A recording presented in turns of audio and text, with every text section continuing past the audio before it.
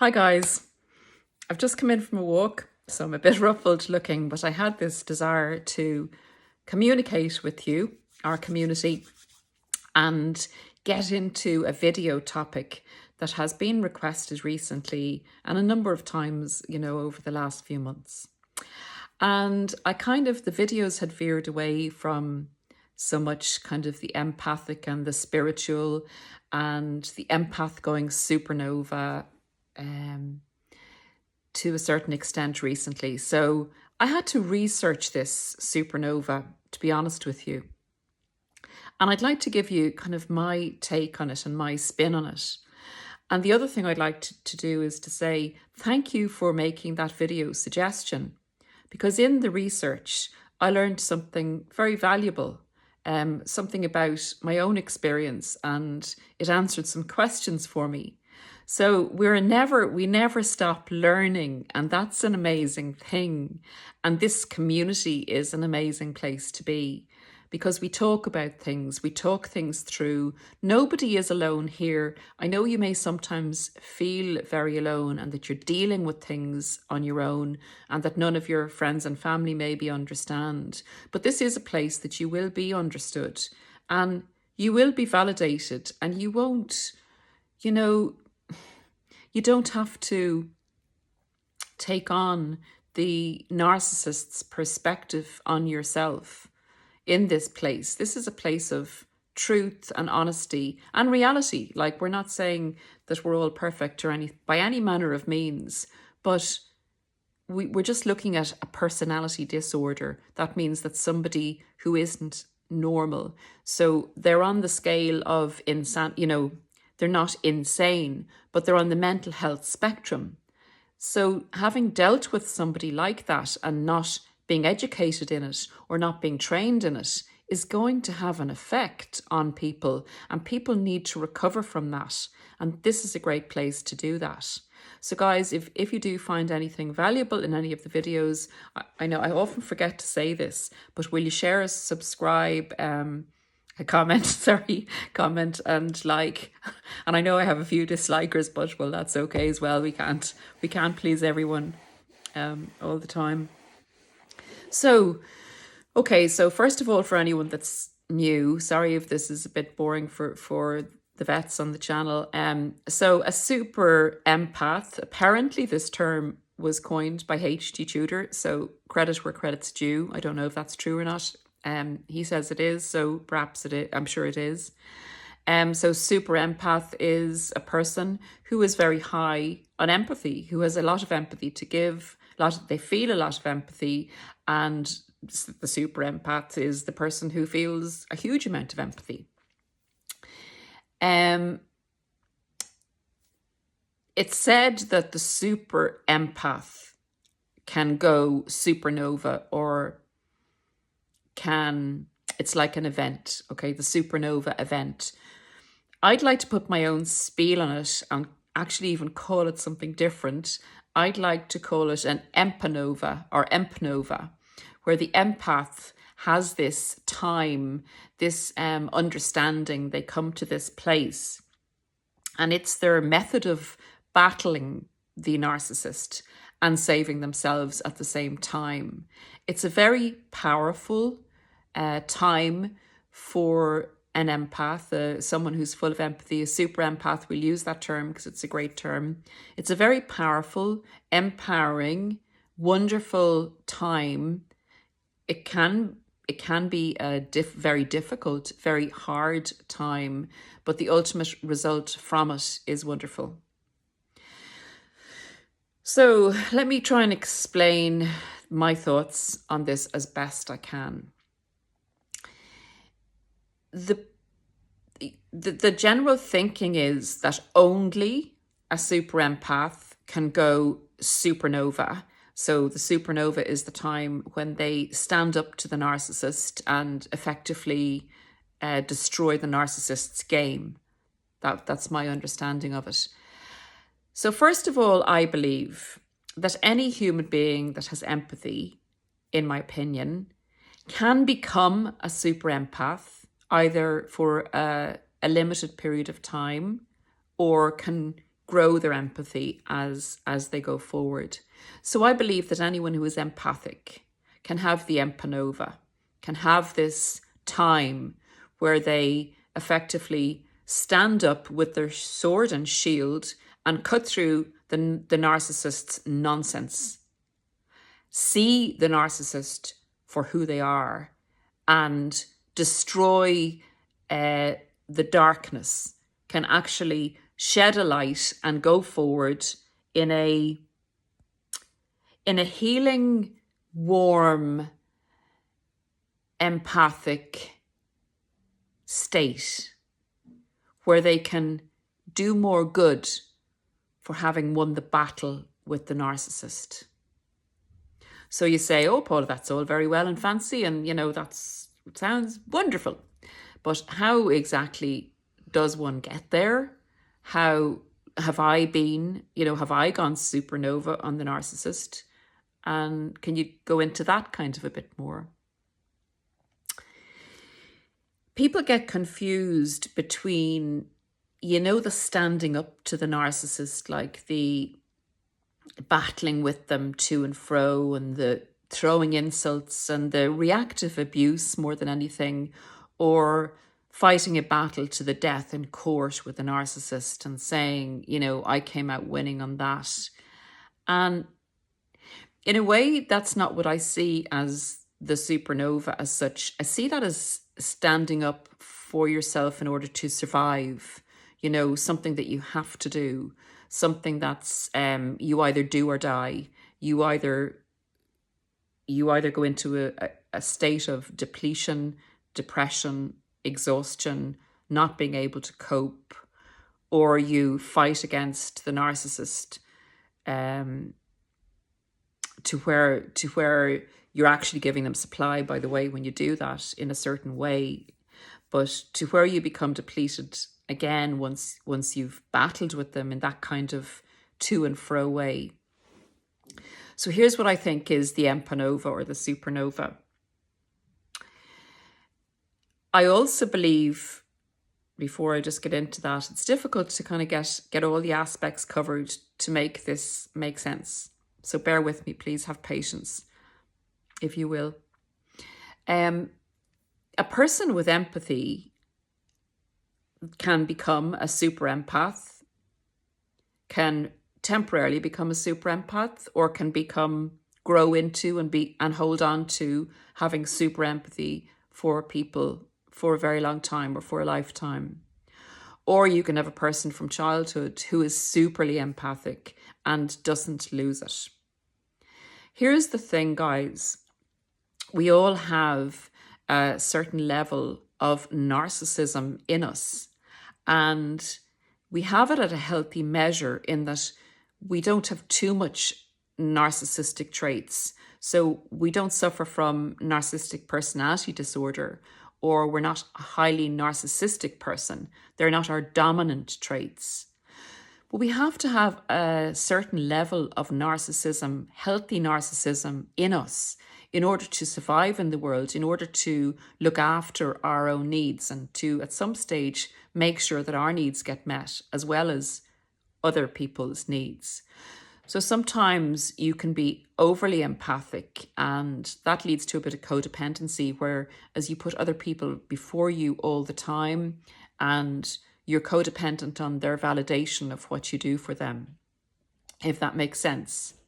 And being in a narcissistically abusive relationship, you can be groomed to become more codependent, even if you don't start off with a huge level of codependency within you. So a very healthy person can be brought into a more of a codependent state with the narcissist. So the levels of narcissism are important. And this is something that you guys, by asking me to do this video, have helped me with. I struggled with, and I'm sure a lot of you did as well, because it's a testament to the questions that I have received here and on many other channels I've seen them. Was I the narcissist? Am I the narcissist? I've done this and I've done that, and I know so much now, and I'm manipulated to a certain extent at the end of the narcissistically abusive relationship. So maybe I'm the narcissist. Maybe the narcissist is right about what they say about me. Guys, I will admit to having a lot of narcissistic traits. I know that about myself. I've really had to have a good, hard, dirty look at myself and say, come on now, you're not this amazing shining light. You have to be honest with yourself and say, really look at yourself, look at all aspects. So I know that I also have a great amount of empathy.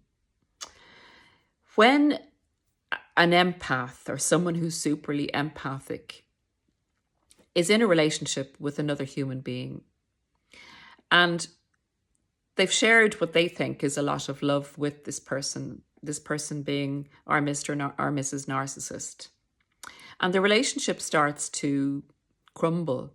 The other person is dissatisfied and kind of giving out to you. This is what's generally termed as the narcissistic devaluation in the intimate relationship. The person of super empathy or the super empath will try everything. They'll introspect within themselves. They'll try and look at the other person's point of view. They will try and fix things. They'll try and come up with solutions. They will modify their behavior, which it causes problems because the narcissist is manipulating you in order to get you to modify your behavior. They will basically, often stand on their heads to save what they think is a very worthwhile relationship, because that's the impression that you get in the initial stages of a relationship with a narcissist, that it's a relationship worth working on and worth saving. So here's the point we get to. Once the empathic person has done everything they possibly can, and there's nothing changing in the relationship, and they begin to bring some boundaries in because they're realizing, they don't know they're with a narcissist yet. They're realizing that there's something wrong with this person that they're with, because all the healthy things they've done in order to help the relationship work, or to bring something to the relationship, not to control it, but to just make it or help it to work, to see the other person's point of view and do all the things an empathic person would do. So they get to the stage when they realize, and maybe after a few rages, a little tad of triangulation, a little snippet of gaslighting, all those lovely manipulations that narcissists go on with. The super empath gets to the stage where they go, Now it can be subconscious, bringing it to your conscious, but you do have these thoughts. I know there's something wrong with this person, but I do love them. I've tried everything I possibly can, and to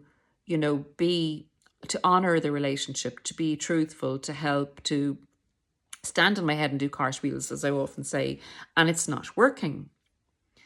So your intelligence will bring you to a point where you know that this person is not normal, and you may manipulate the situation in accordance to that person's need in order to say, how can I explain it? You know that if you go at this person a certain way, they're going to go at you way back. That's not going to be beneficial to the situation. So you learn how to kind of go in roundabouts around this person to get what you want. And now you acknowledge consciously to yourself on a subconscious, conscious level that this is the way you have to be with this person, that you don't have to be with other people. So in my opinion, this is the beginning of the supernova or the Empanova, when you are realizing and accepting that this person has something wrong with them. And this is often when your narcissistic traits begin to come to the fore, because you're not prepared to go any further on this journey of subjugation, of putting yourself down, of having to go round rings to get things to work with this person. And you begin to kind of maybe test the person and say, put boundaries in and see. I know this is what happened to me. Put boundaries in and see if this person is keeping their word, if their actions are matching their words. And when that doesn't happen, there is a moment, and I remember the moment it happened with me, when you kind of let go at them and you say, you tell them your truth.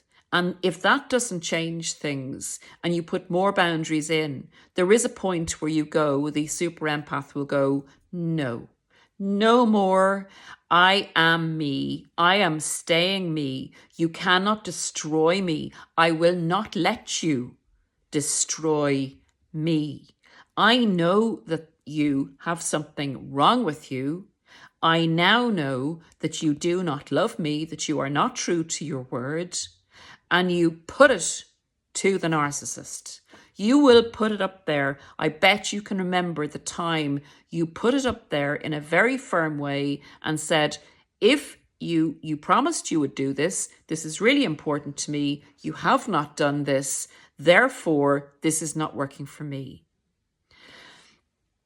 It's a progression, this supernova. It's the realization that there's something wrong with the person, the working round, even manipulating that person to try and make it work within the relationship, the standing up to the abuse. And remember, you will have gone through a lot of abuse to get to this point because you have super empathy. You are very strong in yourself. You are very resilient to abuse, and you will do your utmost to help and to try and sort things out and to love this other person. So it takes quite a while to get to the point where you say no. And we all know that narcissists despise the word no. They despise boundaries. They despise not being able to control you. And they despise you still being you and having the authority to be you still after all they have groomed you to be. And it's at that stage that you're letting them down. Guys, the video is going on for quite a while, so let me try and make this as succinct as possible. In my view, the supernova then, I think I have to do a second video on this, guys. The supernova starts when the realization is that the person has something wrong with them. It comes to a head at the discard when the narcissist leaves you or you leave them. And it goes super, super, supernova, I think, from that point on as to how you deal with the discard. But you're in this, you've entered this event, you've entered this time sphere where you are not allowing the destruction to continue, when you are standing up in your essence as the person you were put on this earth to be. You're standing in your purpose. You're standing in a light, and you're standing firm against the narcissist's destruction or want of destruction of you or need to control you. They can no longer control you when you go supernova. And the second part of the video will deal with the supernova. But this is my idea, my opinion of how the Empanova or supernova actually starts within a super empath. The time frame of it, the beginnings, the essence of the supernova. And don't get confused, perhaps again another video, don't get confused about calling yourself the narcissist. Researching this topic has really reassured me personally that when you go into this state, a lot of your narcissistic traits have to come to the fore to power it to power you standing up to the narcissist and standing up for yourself and your true self.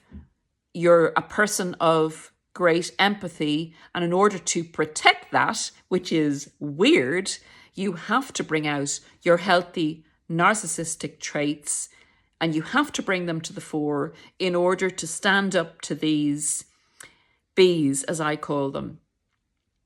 There's a necessity for us to recognize this personality disorder. It's nasty, it's destructive, and please, guys, share the information and educate people who need to know, who need to go supernova against these people.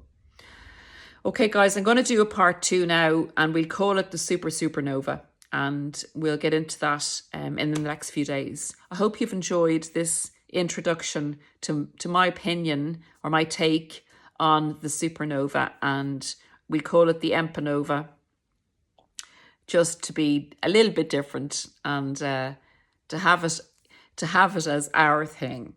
So without further ado, I will say goodbye for now. Have a great weekend. I'm going to try and get this video uploaded to you for this weekend, and stay strong. And if you're in supernova mode, stay in it, stay calm, stay strong.